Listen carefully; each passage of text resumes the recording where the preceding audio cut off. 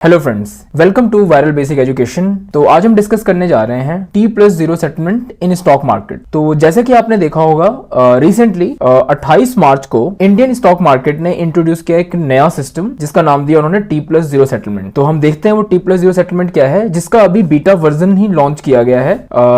जिसका मतलब ये है कि इसका फुल इंप्लीमेंटेशन अभी नहीं हुआ है। तो हम इस वीडियो में देखेंगे कि ये T+0 ट्रेड सेटलमेंट साइकिल क्या है, ये बीटा वर्जन क्या है और कुछ और इसमें देखेंगे, जैसे कि इन सेटलमेंट के फेजेस क्या हैं, इसका इंपैक्ट क्या पड़ने वाला है इन्वेस्टर्स एंड ब्रोकर्स पे, मतलब इसके सिग्निफिकेंस क्या है। दूसरी हम चीजें इसमें और देखेंगे कि कौन कौन से स्टॉक्स अभी एलिजिबल हैं इस T+0 सेटलमेंट के लिए। तो आइए देखते हैं इस वीडियो को। तो सबसे पहले हमारे पास आता है व्हाट इज T+0 सेटलमेंट। ये T+0 सेटलमेंट क्या है, तो इसको समझने के लिए हम थोड़ी कोशिश करते हैं कि अभी तक जो इंडिया में सेटलमेंट चलता है, ट्रेड सेटलमेंट, वो चलता है T+1 trade settlement. T+1 trade settlement का मतलब क्या है? इसका मतलब ये है कि अगर आपने आज किसी स्टॉक को खरीदा है या फिर किसी स्टॉक को आप बेच रहे हैं, लेट्स से आपने किसी स्टॉक को आज खरीदा है, तो वो आपका पोजीशन में जाता है, होल्डिंग में नहीं आता है, वो एक दिन बाद आपके होल्डिंग में आएगा।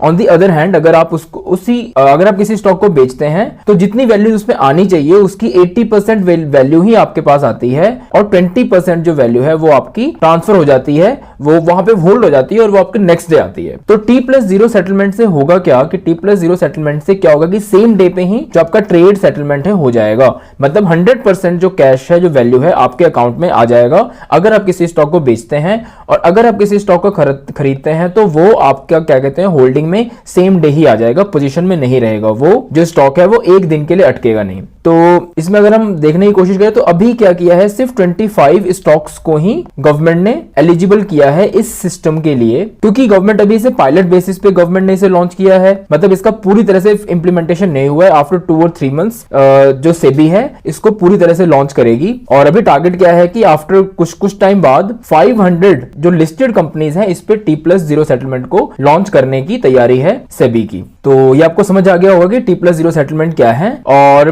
T+1 सेटलमेंट क्या है। आइए और देखते हैं। अब हम देखने की कोशिश करते हैं कि ये सेटलमेंट होगा कैसे और मतलब इसके फेजेस क्या हैं। तो इसको 2 फेजेस में बांटा गया है, एक फेजेस है 1:30 बजे से पहले और दूसरा है 1:30 बजे के बाद। तो होता क्या है कि जो मार्केट है, स्टॉक मार्केट खुलती है 9:15 बजे, तो 9:15 से 1:30 बजे तक आपका एक फेज बनाया गया कि मतलब अगर आपने कोई भी ट्रांजैक्शन इस फेज में किया है 9:15 से 1:30 बजे के बीच में, तो इसकी सेटलमेंट जो है आपका, इसका जो सेटलमेंट है वो आपका होगा 4:30 बजे तक। और उसके बाद 1:30 बजे के बाद अगर आप किसी भी तरह का ट्रांजैक्शन करते हैं 1:30 बजे से लेके 3:15 बजे तक, तो उसका जो ट्रांजैक्शन है वो नेक्स्ट फेज में होगा, वो 4:30 बजे के बाद होगा। कहने का मतलब है इसको अभी 2 फेज में डिवाइड किया है, एक है 1:30 बजे से पहले और दूसरा है 1:30 बजे से 3:15 बजे के बीच में। ठीक है, तो थोड़ा और हम समझने की कोशिश करते हैं कि किस तरह से ये ट्रेड सेटलमेंट साइकिल इंडिया में आया। तो इंडिया में इनिशियली अगर आप देखें तो सबसे पहले T+5 काफी पहले T+5 सेटलमेंट होता था, मतलब कि आपको 6 दिन लगते थे ट्रेड के सेटलमेंट में। उसके बाद T+3 सेटलमेंट आया 2002 में, जहां पे आपको 4 दिन लगने लगे और 2003 में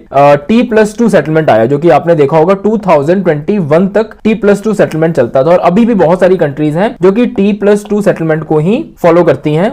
T+2 सेटलमेंट में क्या होता है कि जो आपने आज ट्रांजैक्शंस किए हैं उसकी सेटलमेंट 2 दिन बाद होगी। और 2021 में T+1 सेटलमेंट लॉन्च किया गया जो अभी तक चलता आ रहा है और साथ में अभी ही T+0 सेटलमेंट किया है कुछ स्टॉक्स पे। ठीक है, अभी अगर हम बात करें एशिया में और कौन सी कंट्री है जो T+0 सेटलमेंट साइकिल को ऑफर करती है, तो वो है चाइना T+0 सेटलमेंट सेटलमेंट को ऑफर करती है। और जनरली अगर आप देखेंगे वर्ल्ड में कहीं भी, तो और सारी कंट्रीज T+2 सेटलमेंट को ही फॉलो करती हैं और इंडिया वर्ल्ड में सेकंड कंट्री हो जाएगी जो कि T+0 सेटलमेंट को ऑफर करने जा रही है। ऑलराइट, अब देखने की कोशिश करते हैं कि इससे इन्वेस्टर्स और ब्रोकर्स पे क्या फर्क पड़ेगा, मतलब उन पे इसका क्या इंपैक्ट होगा, और मतलब ये देखने की कोशिश करते हैं कि इसके सिग्निफिकेंस क्या है इस T+0 सेटलमेंट के। तो जैसे T+0 सेटलमेंट में क्या होगा कि सेम डे ही आपके जो ट्रेड है वो सेटल हो जाएंगे। इसका मतलब क्या है, जो 20% की वैल्यू पहले रहती थी जो कि एक दिन बाद आपके ट्रेड में सेटल होती थी, वो सेम डे ही सेटलमेंट हो जाएगी। मतलब 20% जो फंड है उसका अपसर्ज होगा, मतलब 20% एक्स्ट्रा फंड अवेलेबल होगा, इमीडिएट अवेलेबल होगा, जिसको इन्वेस्टर्स यूज कर सकेंगे। तो अगर कोई इन्वेस्टर अगर प्रॉफिटेबल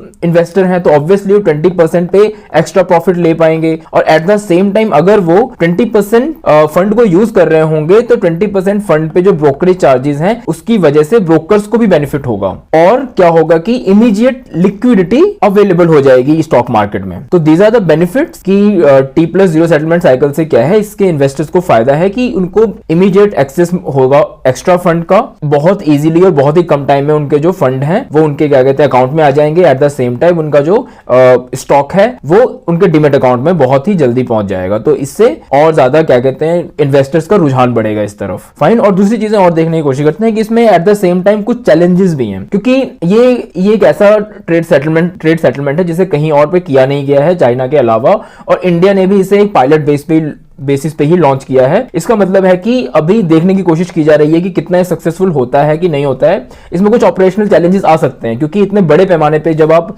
सेम डे पे ही ट्रेड सेटलमेंट करते हैं तो वो इतना आसान काम नहीं होता है। तो ये देखने वाली बात होगी कि इसमें क्या किस तरह के चैलेंजेस आते हैं, और उसके बाद सेबी या गवर्नमेंट किस तरह के और रूल्स लेके आती है। तो ये थोड़ा सा चैलेंजेस वाला पार्ट हो सकता है। ऑपरेशनल चैलेंजेस इनिशियल फेजेस में देखने को मिल सकते हैं। तो अब देखने की हम कोशिश करते हैं कि कौन कौन से स्टॉक्स हैं जो कि एलिजिबल हैं T+0 सेटलमेंट में। तो अभी फिलहाल 25 एलिजिबल स्टॉक्स को T+0 सेटलमेंट में एलिजिबल किया गया है, जिनमें कई सारी कंपनीज है।